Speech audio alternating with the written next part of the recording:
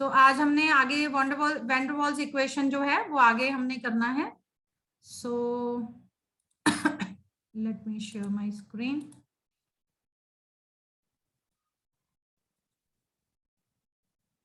Is not visible. No problem. I hope my screen is visible to everyone. Yes, ma'am. है okay. Board share किया है मैंने. I hope वो सबको दिख रहा होगा. ठीक है, दिख रहा है ना सबको? Yes, ma'am. ठीक है. सो ये der Waals equation of state for real gases हम कर रहे थे और कल हमने करेक्शन फॉर वॉल्यूम कर लिया था. ये सारा कुछ मैंने आपको एक्सप्लेन कर दिया था कि एक्सक्लूडेड वॉल्यूम क्या होता है या को वॉल्यूम क्या होता है.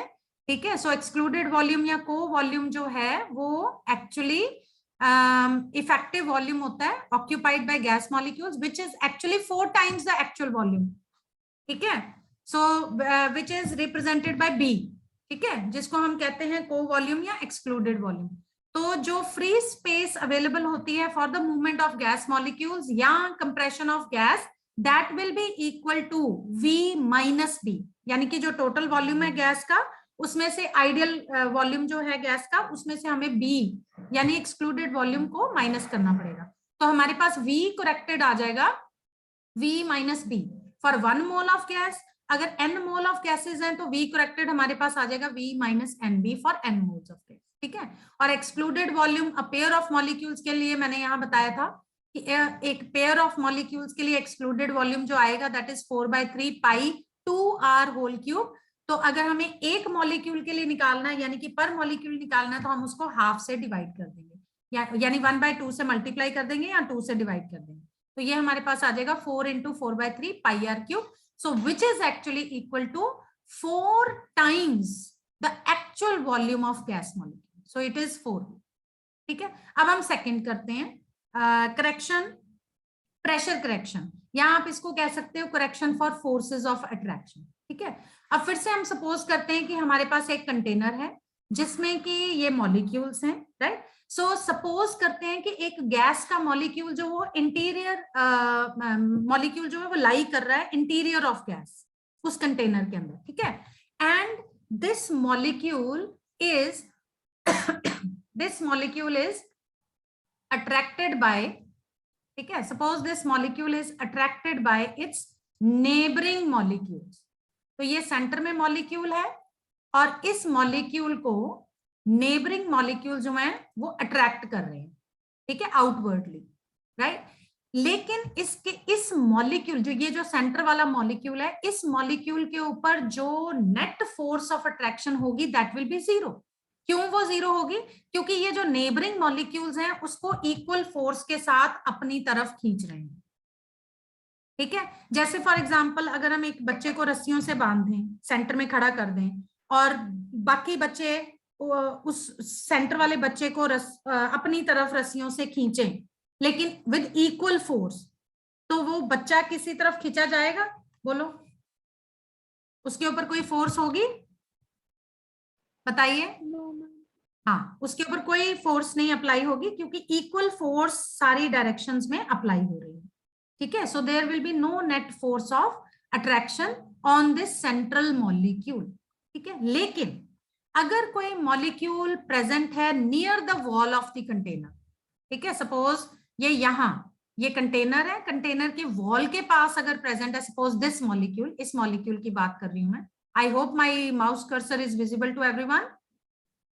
विजिबल है? माउस कर्सर विजिबल है? हाँ, ठीक है. चलो, तो ये molecule which is lying near the wall of the container. ठीक है.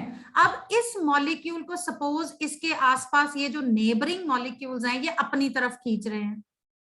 राइट. तो इसका मतलब है इस मॉलिक्यूल के ऊपर इनवर्ड पुल अप्लाई हो रही है ना, क्योंकि ये मॉलिक्यूल जो है इस सेंटर वाले मॉलिक्यूल को अपनी तरफ खींच रहे हैं, नेबरिंग मॉलिक्यूल्स. राइट. इसका मतलब है कि some inward pull is exerted on this molecule. Right. अब इससे क्या होगा, क्यों हो रही है? जैसे फॉर एग्जांपल इसका मैं एक एग्जांपल बताती हूँ. सपोज हम किसी बच्चे को पनिशमेंट दें और उसको हम दीवार की तरफ मुंह करके खड़ा कर दें. ठीक है. और हमने उसको रस्सियों से बांध दिया और जो कुछ बच्चे हैं उसको वो अपनी तरफ खींच रहे हैं, ठीक है, लेकिन उस बच्चे का मुंह जो है दीवार की तरफ है, तो वो बताइए कि खींचा जाएगा कि नहीं खींचा जाएगा, बोलिए।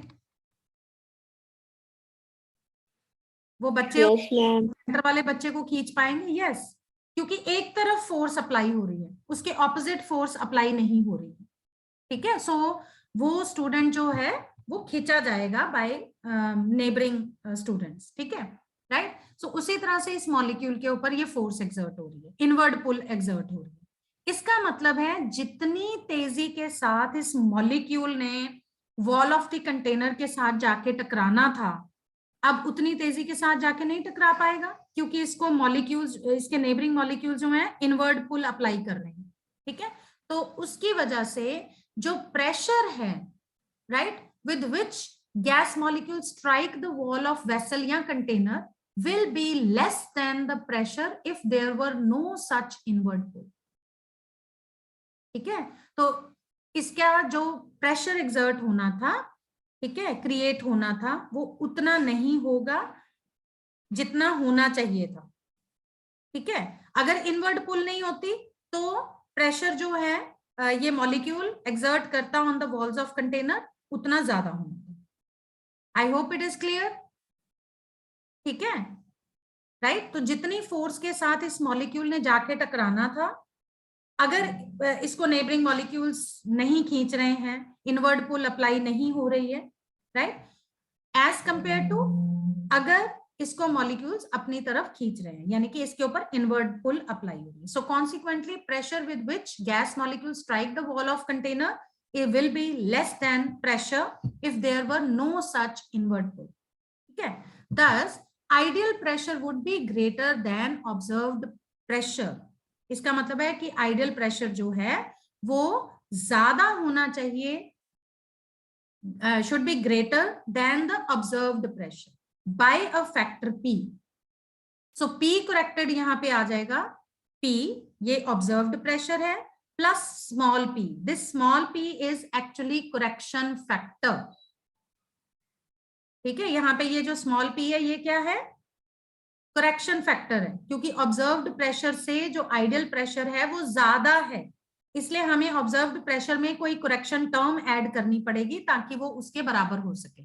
सो P corrected is equal to P plus small p, so P is correction factor. अब ये जो करेक्शन फैक्टर है ये एक्चुअली किसके ऊपर डिपेंड करता है, it is directly proportional to rho square.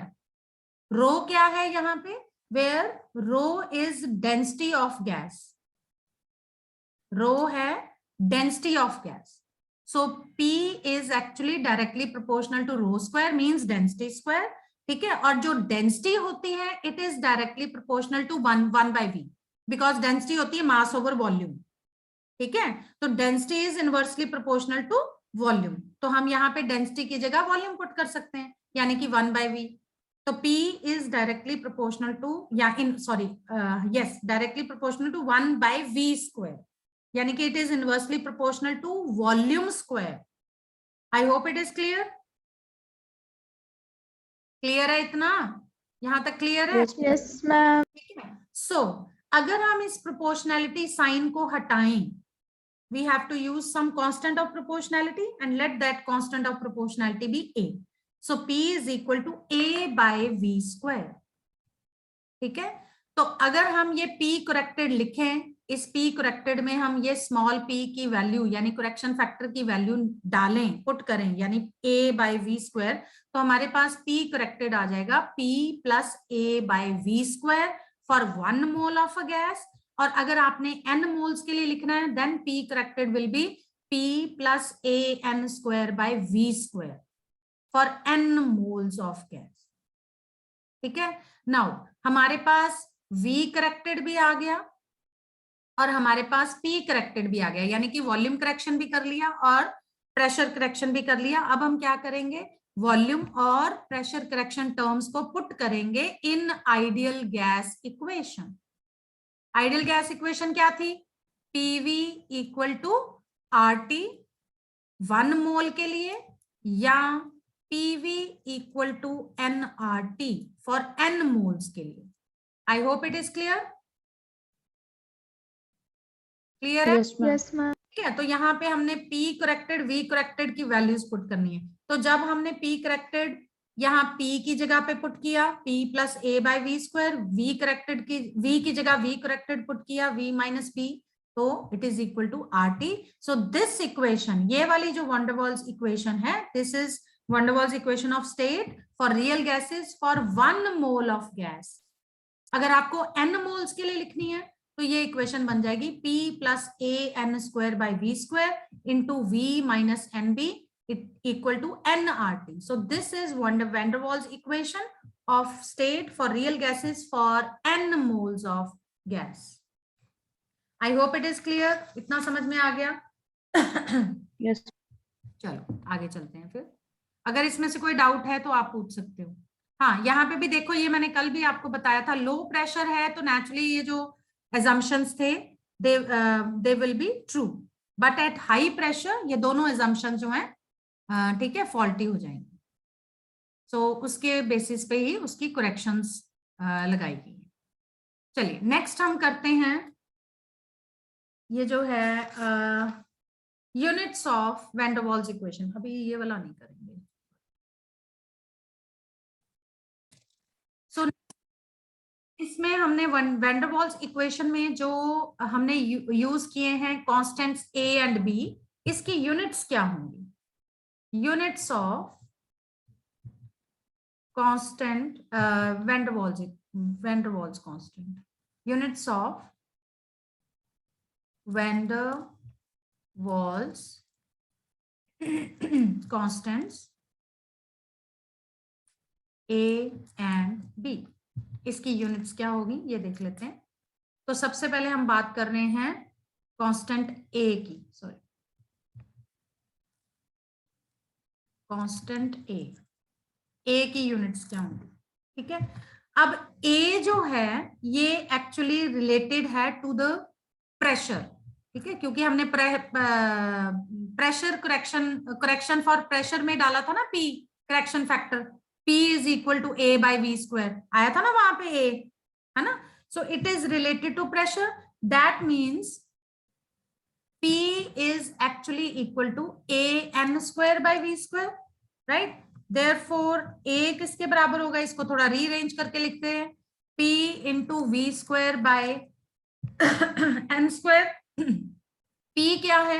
P pressure है, यानी कि this is pressure into V क्या है? वॉल्यूम, यानी कि वॉल्यूम का square divided by n square क्या है? That is mole, right? तो अब प्रेशर की जो यूनिट होगी वो पुट करेंगे, वॉल्यूम की जो यूनिट होती है वो पुट करेंगे, और मोल की जो यूनिट होती है वो पुट करेंगे, यानी कि this A is equal to, pressure हम एक्सप्रेस करते हैं in terms of atmosphere, volume हम लेते हैं लीटर्स में, ठीक है, तो लीटर का स्क्वायर आ गया, और मोल की यूनिट मोल ही होती है, MOL। वैसे मोल का फुल फुल स्पेलिंग्स है MOLE, लेकिन जब हमने यूनिट लिखनी होती है तो हम MOL लिखते हैं, राइट? तो स्क्वायर, राइट? सो इसकी यूनिट हो गई हमारे पास, A की यूनिट हो गई एटमॉस्फेयर लीटर स्क्वायर पर mole square. So this is the unit of mole, ये है unit of mole, right? Now second, unit of constant B। अब constant B, van der Waals constant B की unit क्या होगी? सो B क्या था? B तो था को वॉल्यूम या एक्सक्लूडेड वॉल्यूम। B क्या था? को वॉल्यूम, या हम इसको क्या कहते हैं? एक्सक्लूडेड वॉल्यूम, ठीक है?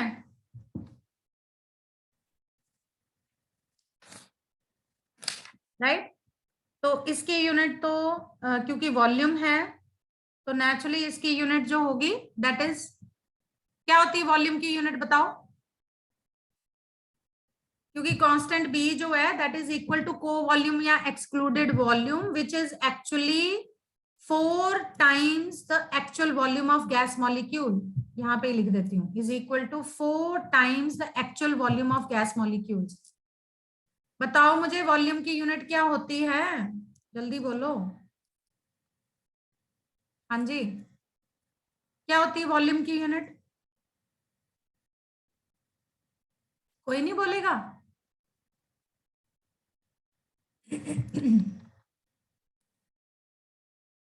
राइट, सो एसआई यूनिट में इसकी यूनिट हो जाएगी, ए की यूनिट होगी newton metre raise to the power 4 पर मोल स्क्वायर, या पास्कल मीटर 6 पर मोल स्क्वायर, और बी की यूनिट होगी लीटर पर mole. Right, so let me stop my sharing and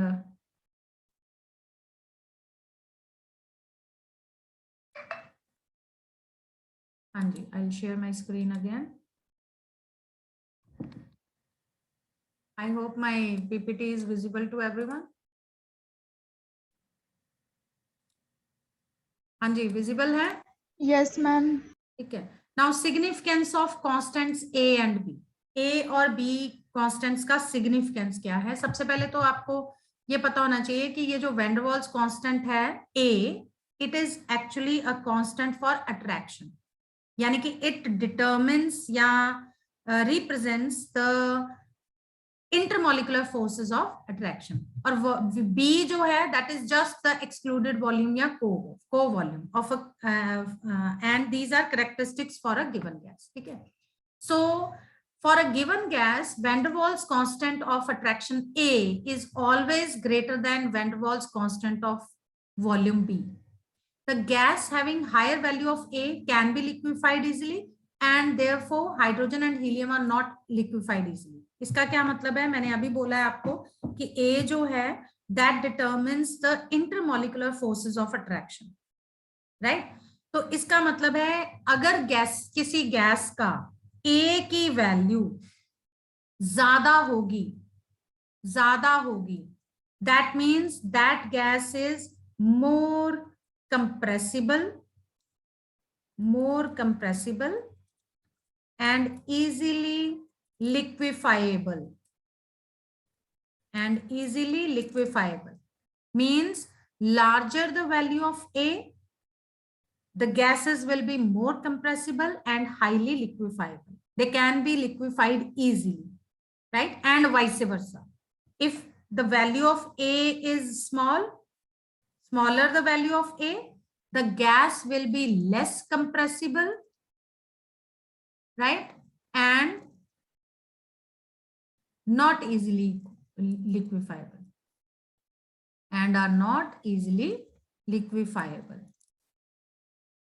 Means they cannot be converted into liquids easily. ठीक है, right? तो ये चीज भी आपको जरूर याद करनी है, क्योंकि A क्या बताता है आपको? Intermolecular forces of attraction. तो अगर A ज्यादा है, इसका मतलब है उस गैस के मॉलिक्यूल्स में इंटरमोलिकुलर फोर्सेस ऑफ अट्रैक्शन ज्यादा हैं. ठीक है, इंटरमोलिकुलर फोर्सेस ऑफ अट्रैक्शन ज्यादा होंगी, नेचुरली वो गैसेस आसानी से कंप्रेस हो सकेंगी और लिक्विड में कन्वर्ट हो सकेंगी. अगर A की वैल्यू कम है, means intermolecular forces of attraction weak हैं, बहुत वीक हैं, राइट, या ना के बराबर हैं, then they can not be easily liquefied, right? जैसे for example hydrogen and helium, these are not liquefied easily because hydrogen और हीलियम के केस में जो A की वैल्यू है that is very very small, very less value of A is there.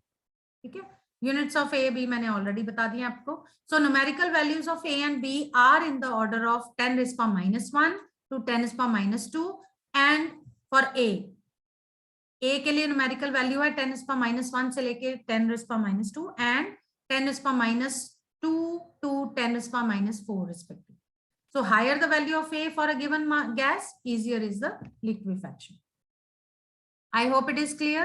इतना समझ में आ गया आपको? इतना पता लगा आपको? इतना पता लगा? Yes, ma'am. ठीक है, और B क्या है? B तो मैंने पहले भी बताया आपको कि it gives the effective volume of the gas molecules, right? So जो B की वैल्यू है, the constancy of value of B for any gas over wide range of temperature and pressure confirms that gas molecules are incompressible. ठीक है, B की values ये confirm करती हैं कि जो गैस के मॉलिक्यूल्स हैं वो इनकम्प्रेसिबल हैं, they are not compressible at all. ठीक है, let me share my screen again.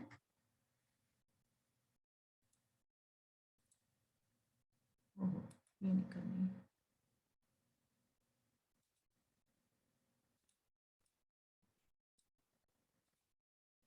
हाँ जी, I hope my board is visible to everyone. Board visible? Yes, ma'am. Okay, so yes, तो अब हम करेंगे बेटा explanation of behaviour of gases by van der Waals equation at different range of pressure and temperature. किसी का mic unmute है, please mute कर लीजिए. प्लीज देखो किसका माइक. हाँ, राइट. सो अब हमने देखना है वैन डर वाल्स इक्वेशन. ठीक है, उसका explanation explains the behaviour of real gases under different conditions of temperature and pressure. मैं लिख भी देती हूँ यहाँ पे. Van der Waals equation explains the behavior of real gases under different conditions of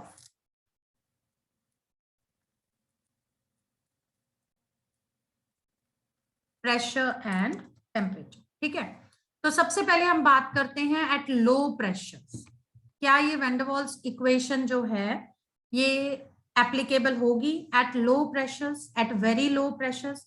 तो बेटा जब बहुत गैस का प्रेशर लो है, ये तो आपको मैंने उसमें भी बताया था आइडियल बिहेवियर में, कि कोई भी रियल गैस हो अगर प्रेशर बहुत लो होगा दैट विल बिहेव आइडियली. ठीक है, वो आइडियल गैस इक्वेशन को ओबे करेगी. राइट, ठीक है. So at very low pressure V becomes so large that both B and A by V square become negligible. पहले तो हम यहाँ पे ना वैन डर वाल्स इक्वेशन लिखते हैं.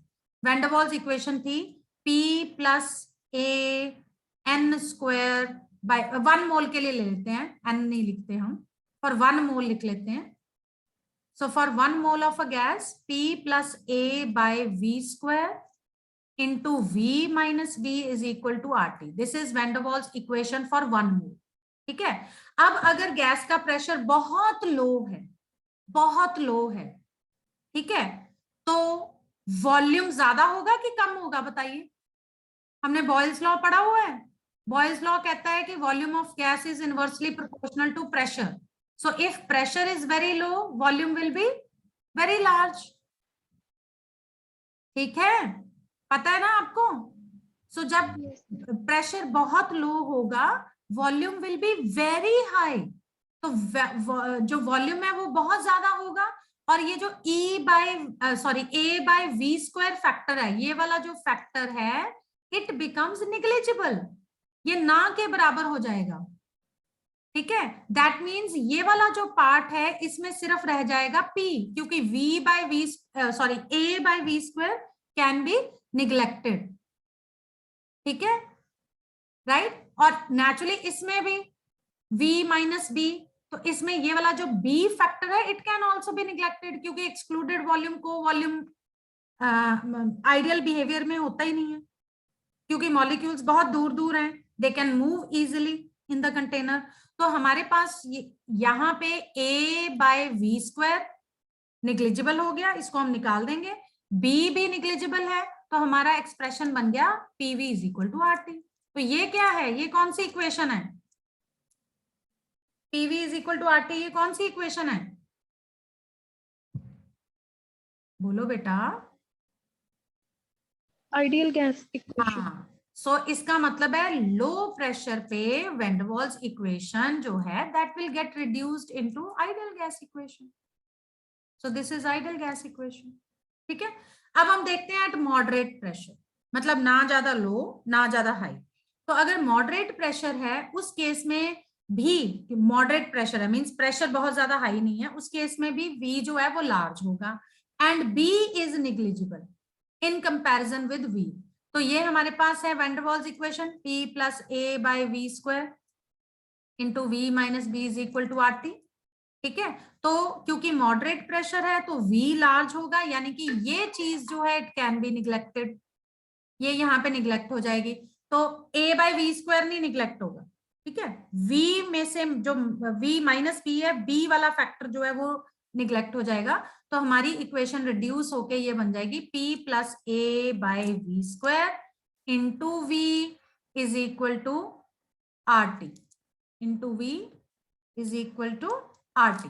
तो अगर आप इसको रीअरेंज करके लिखोगे ब्रैकेट खोल के, तो ब्रैकेट खोलने के बाद ये हमारी इक्वेशन बन जाएगी PV plus A by V equal to RT। हमने क्या किया, इस V को इस ब्रैकेट के साथ मल्टीप्लाई कर दिया, तो हमारी इक्वेशन बन गई PV plus A by V is equal to RT, right. That means PV is equal to RT minus A by V. That means PV is less than RT. क्यों भाई, ठीक है कि नहीं? PV equal to RT नहीं आया, RT में से कुछ टर्म माइनस हो गई, वो कौन सी टर्म है, ये A by V वाली, राइट। तो मॉडरेट प्रेशर पे PV यानी कि product of pressure into volume will be less then R into T. I hope it is clear. ठीक है, और इसी के से dip in PV versus P जो आइसोथर्म्स हैं एट लो प्रेशर आते हैं, डिप इन द कर्व। जब हमने वो डेविएशंस वाली कर्व करी थी, तो उस केस में मॉडरेट प्रेशर पे डिप आया था कर्व में, ठीक है। So dip in the curve PV versus P isotherm at low pressure, ठीक है।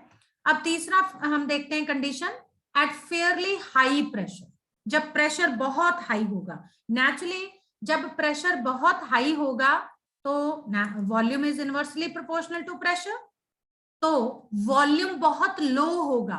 When pressure is very high volume is very less, ठीक है, वॉल्यूम स्मॉल होगा। उस केस में A by V square factor जो है it can be neglected in comparison to P। फिर से हम लिख लेते हैं van der Waals equation, P plus A by V square into V minus V is equal to RT। अब इस केस में ये वाला जो फैक्टर है, because V is very small, V value जो है ये बहुत स्मॉल होगी, तो अगर डिनोमिनेटर में कोई चीज कम होती है न्यूमरेटर में ज्यादा हो, है ना, तो that factor can be neglected. तो ये वाला फैक्टर हम निग्लेक्ट कर देंगे, तो हमारी van der Waals equation reduce होकर रहेगी P into V minus V is equal to RT। अब ब्रैकेट खोल दो इसकी, तो ये बन गई PV minus PB is equal to RT। That means PV is equal to RT plus PB, यानी कि इस केस में PV जो है that is greater than RT, right. तो यहां पे PV ग्रेटर देन RT हो गया, और ये जो है this factor it accounts for rising part of PV versus P isotherm eight high pressure.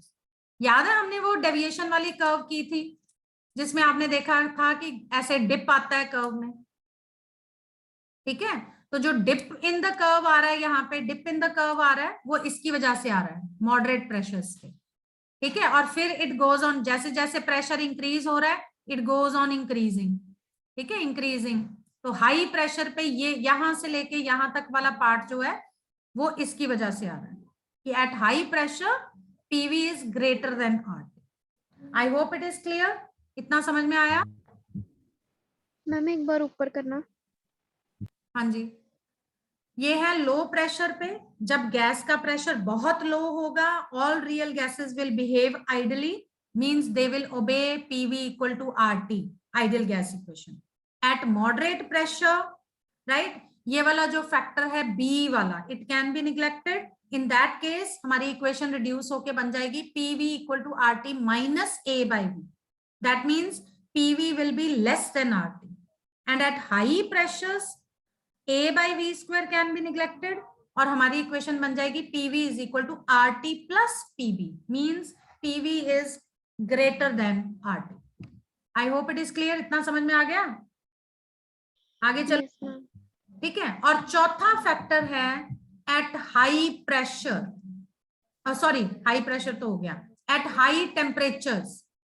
अगर टेम्परेचर बहुत हाई होगा तो इक्वेशन कैसे बिहेव करेगी, right, ideal van der Waals equation. So high temperature है, दैट मीन्स यहाँ पे लगेगा Charles law, volume is directly proportional to absolute temperature. तो अगर एब्सोल्यूट टेम्परेचर ज्यादा है, बढ़ रहा है, तो वॉल्यूम भी बहुत ज्यादा होगा। अगर वॉल्यूम बहुत ज्यादा है, means there are no forces of interaction between gas molecules, and volume of gas molecule can be neglected in comparison to the total volume। तो हमारी यही van der Waals equation reduce होके बन जाएगी PV इक्वल टू RT, यानी कि ideal gas equation. यानी कि हाई टेम्परेचर्स पे भी A/V² factor and B both are negligible, so both are negligible, so हमारी van der Waals equation will become equal to ideal gas, will get reduced to ideal gas equation। I hope it is clear।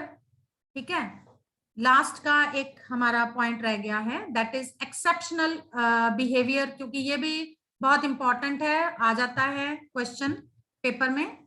So exceptional behaviour of hydrogen and helium, exceptional behaviour of hydrogen and helium. Hydrogen and helium का exceptional behaviour क्यों है? इनका Z greater than 1 आता है, वो कैसे आएगा? ठीक है, so in case of hydrogen and helium their molecular masses are very small, इनके molecular masses जो हैं ये बहुत कम है। ठीक है, are small। हाइड्रोजन का 2 होता है, हीलियम का हीलियम तो एटॉमिक फॉर्म में एग्जिस्ट करता है, यानी कि उसका 4 होता है। ठीक है, so in these gases intermolecular forces of attraction means the value of A is very small, very small, means they have very small forces of interaction या attraction, very small forces of attraction। ठीक है, right? So therefore ये वाला जो factor है van der Waals equation में A/V², it can be neglected, so this is negligible, ये negligible होगा, राइट? तो हमारी वैन डर वाल्स इक्वेशन किस में रिड्यूस हो जाएगी? P into V minus B is equal to RT। So ये हमारी होगी PV minus PB equal to RT, that means PV is equal to RT minus PB, यानी कि इसकी वैल्यू लेस देन RT होगी, means PV is less than RT। समझ में आया आपको? हाँ जी, ठीक है, इतना पता लग गया।